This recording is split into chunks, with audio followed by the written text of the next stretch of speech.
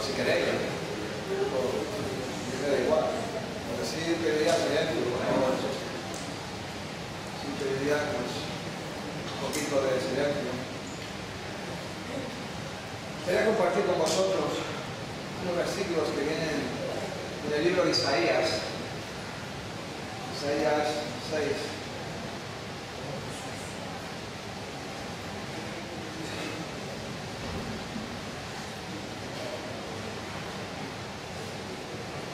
En el año que murió el rey Uzías, vi al Señor sentado sobre un trono alto sublime, y sus faldas llenaban el templo. Por encima de él había serafines, cada uno tenía 6 alas, con 2 cubrían sus rostros, con 2 cubrían sus pies, y con 2 volaban. Y el uno al otro daba voces diciendo: Santo, Santo, Santo, el Señor de los ejércitos. Toda la tierra está llena de su gloria. Dice que los quiciales de las puertas se estremecieron por la voz del que clamaba, y la casa se llenó de humo. Señor Jesús, Padre, tú eres santo, santo, santo, Dios mío. Tú estás en este lugar, tu presencia está en este lugar, Señor. Queremos que tu presencia, Señor, pueda estar en nuestros corazones también, Señor, que tú tengas un mover por medio de tu Espíritu Santo, por medio de tu palabra, puedas traer un mover en este lugar a cada corazón, Dios mío, que tú te lleves todos los impedimentos, Señor, todos los inconvenientes, Señor, todo aquello que impida, Señor, que el fluir de tu Espíritu Santo en este lugar, en esta tarde, Señor, pueda traer toda la gloria a este lugar, Señor, que tú te lo lleves, Dios mío. Necesitamos, Señor, de que tú te manifiestes en nuestras vidas en este lugar, Señor. Padre, habla en nuestros corazones por medio de tu palabra, Señor. Señor, haznos buena tierra, Dios mío. Limpia los vientos, limpia los aires, limpia la atmósfera, Señor, que tú te lleves todo aquello, Señor, que impide, Señor, que tu palabra pueda correr en cada vida, en cada corazón, Dios mío. Y tú seas glorificado en este lugar, Señor, porque tuya es la gloria y la honra, Señor, y solamente tú te la mereces. Amén. Hermanos, y aquí hay algo muy curioso que parece ser como que empieza, el capítulo 6 empieza con una anotación como que está fuera de lugar, como que no va con el tema, porque aquí está hablando de la purificación, de la comisión de Isaías, de cómo Dios revela la santidad y la gloria de Dios en el santuario, y aquí empieza como en el año que murió el rey Uzías, como que no, esa expresión no tiene lugar en este pasaje, hermanos. Y me gustaría empezar por ahí, porque realmente todo lo que hay en la palabra de Dios tiene un significado. Todo lo que la palabra de Dios nos dice es por algo, tiene un porqué. Y aquí vemos como el autor del libro empieza diciendo que en el año que murió el rey Uzías. ¿Y quién fue el rey Uzías? Si nos vamos a Segunda de Reyes, creo que es capítulo 5, o a Segunda de Crónicas, capítulo 26 me parece que es, habla del rey Uzías, y dice que Uzías empezó a gobernar Judá con 16 años, y gobernó durante 52 años, es decir, que murió a la edad de 68 años, estuvo 52 años gobernando Judá, y dice que siempre hizo lo bueno delante de Dios, como su padre, que se fue agradable a los ojos de Dios. Hermanos, durante 52 años estuvo gobernando Judá, produjo en Judá que Judá viviese una estabilidad, no solamente política, sino una estabilidad civil, una estabilidad incluso hasta militar. La gente de Judá sabía que Uzías estaba ahí, y si había algún problema o había alguna situación o algún conflicto o algún problema, sabían y vivían descansados porque sabían que Uzías estaba ahí, y Uzías había tenido una estabilidad a Judá tremenda, hermano, y el pueblo vivía con esa estabilidad. Y vivían en esa confianza, en esa seguridad de saber de que ante cualquier situación, ante cualquier problema, ante cualquier cosa, pues Uzías estaba ahí y podía traer solución a los problemas. Que se levantaba un pueblo enemigo, pues Uzías mandaba al ejército ejército, su poder militar, iba y destrozaba al enemigo que se levantaba contra Judá. Que había un problema entre familias, un problema entre tribus, pues allí, por si no iba Uzías, pues Uzías mandaba a alguien para que solucionase el problema. El caso es que siempre, ellos sabían que Uzías siempre estaba ahí, que era algo que no les había fallado durante 52 años. Y eso, el pueblo se había acostumbrado a ello y ya se ve en las situaciones en la cual Uzías ya no estaba. Desgraciadamente, nosotros nos acostumbramos tanto a las autoridades, y sobre todo si las autoridades son buenas y nos tratan bien, hermanos, y qué malo es a veces uno se llega a acostumbrar a los pastores, a los hermanos mayores, a los copastores, y parece que cuando se van, y en este caso cuando Uzías murió, parece que el mundo se les vino encima. Ya vivían en una desconfianza, en un temor, en una falta de seguridad, porque sabían que ya Uzías no estaba, y ahora estaba su hijo, y no conocían a su hijo, y cómo gobernaría su hijo, sería honesto, no sería honesto, y vivían esa incertidumbre de qué pasará mañana realmente, qué pasará con nuestras vidas. Hermanos, y nosotros a veces vivimos así, en esa desconfianza de qué pasará de nosotros el día de mañana cuando falte este, falte el otro, o falte Manolo, o falte el del amor. Hermanos, y esa era la situación en la cual estaba Judá. Ellos sabían que siempre Uzías estaba ahí ante cualquier problema. Y tras su muerte, el pueblo entró en un tiempo de incertidumbre, de temor, de miedo, de desconfianza, por la falta de su rey, por la falta de una cabeza visible en la cual ir y recurrir ante cualquier problema.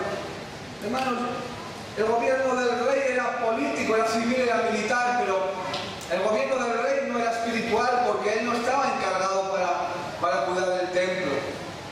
Y eso fue realmente... Por eso murió luego después Uzías, para hacer hincapié, porque se creyó que su gobierno también era espiritual y él no era descendiente de los hijos de Aarón. Por tanto, no tenía derecho a quemar incienso como quemó en el templo, en el santuario. Y vino lepra a su vida, hermanos. Y desgraciadamente cuando uno lleva mucho tiempo se cree que está por encima de todos los gobiernos. Hermanos, él tenía gobierno en lo militar, tenía gobierno en lo civil, tenía gobierno en lo político, pero en lo espiritual no tenía gobierno porque para eso estaban los sacerdotes. Y por encima de Dios no hay nadie que gobierne, hermanos.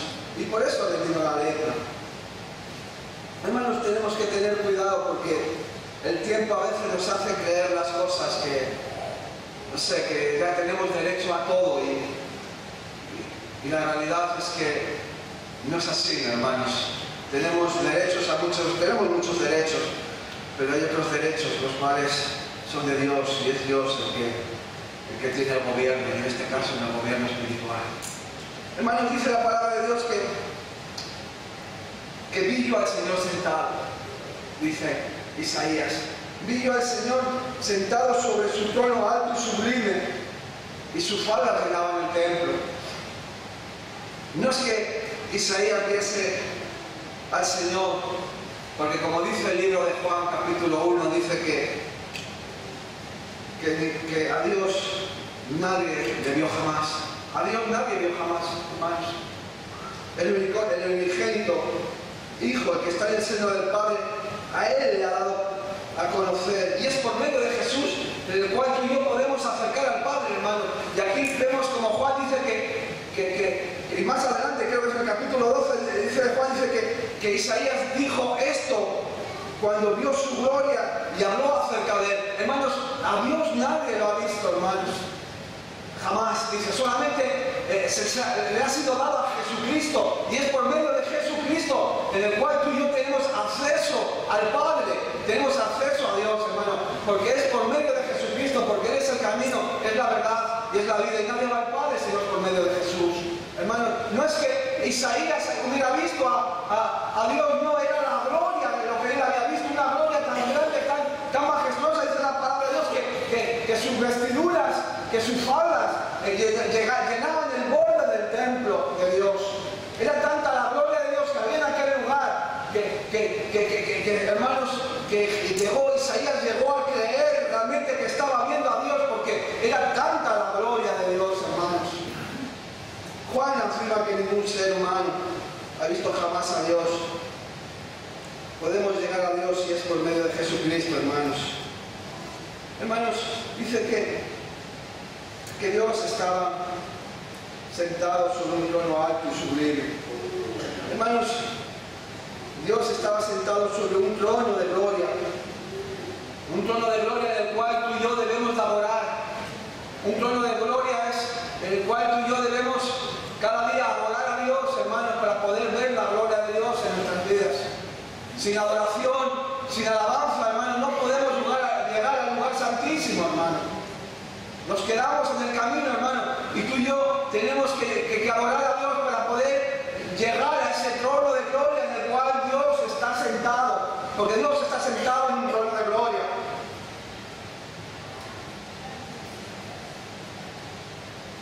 Un trono de gobierno, en el cual el gobierno de Dios nos hace que tú y yo nos sometamos a Él.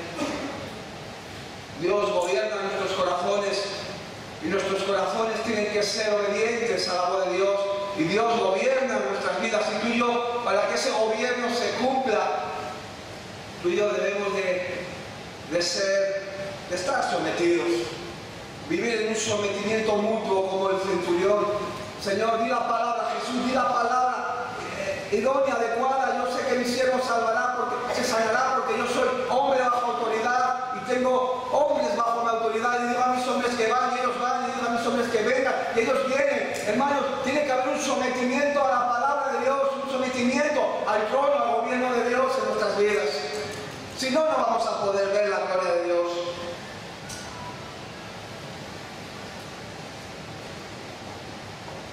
Y tiene que haber un trono de gracia al que podemos, el Señor está sentado en un trono de gracia en el cual podemos acercarnos con toda confianza, como dice el libro de Hebreos,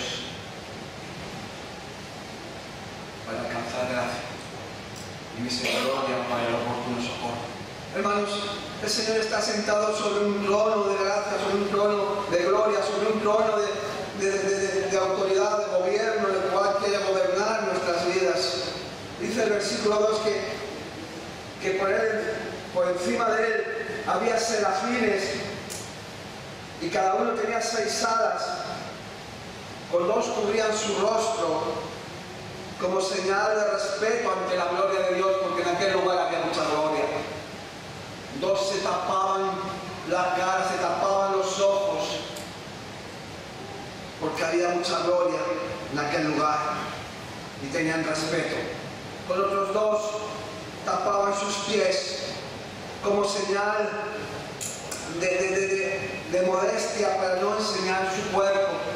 Dice, y con otros 2 volaban, obedientes al instante, volando rápidamente para ser obedientes al llamado de Dios, a lo que Dios quería que ellos hiciesen. Hermanos, dice la palabra de Dios que el versículo 3, el versículo 3, el uno al otro daba voces diciendo, Santo, Santo, Santo, 3 veces santo.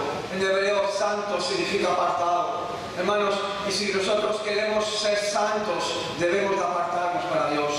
Debemos de vivir una vida apartada. No te digo que te subas al monte, te hagas una chabola de cañas y te metas ahí y ya está. No, hermano, dentro de este mundo, de esta sociedad en la cual tú y yo vivimos, debemos de vivir apartados de este mundo, apartados de los vicios, de los placeres, de lo que todo este mundo ofrece, hermanos.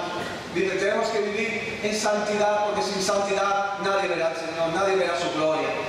Si no vivimos en santidad, nunca veremos su gloria. Santo, santo, santo, Dios de los ejércitos.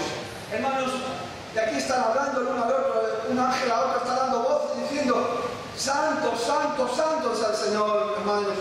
Son exclamaciones de alabanza, exclamaciones de júbilo, de alegría, porque la gloria de Dios está en aquel lugar y de ellos brota ese clamor de decir, santo y santo, santo es el Señor.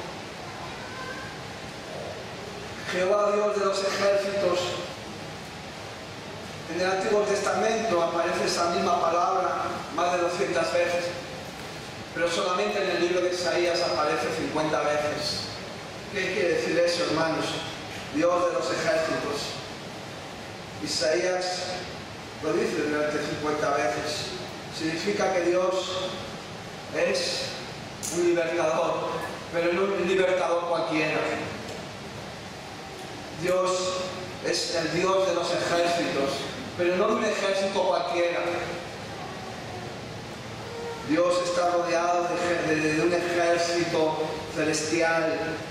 Hermanos, Dios está por encima de todos los ejércitos que pueda haber en este mundo. Él tiene la autoridad y la potestad sobre todos los gobiernos, sobre todos los principados, sobre todas las potestades, sobre todas las huestes. Él está sobre el ejército de Dios, el gobierno de Dios, el ejército de Dios está por encima de todo eso.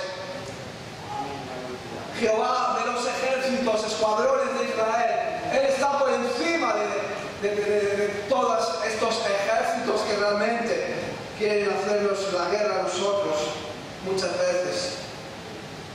Hermanos, el poder de Dios está por encima de cualquier ejército. El poder de Dios, su gloria, se manifiesta por encima de cualquier ejército, de cualquier potestad, principado, huestes de maldad. Él está por encima de todo ello, hermanos. Todo, por encima de todo. Dice el versículo 4.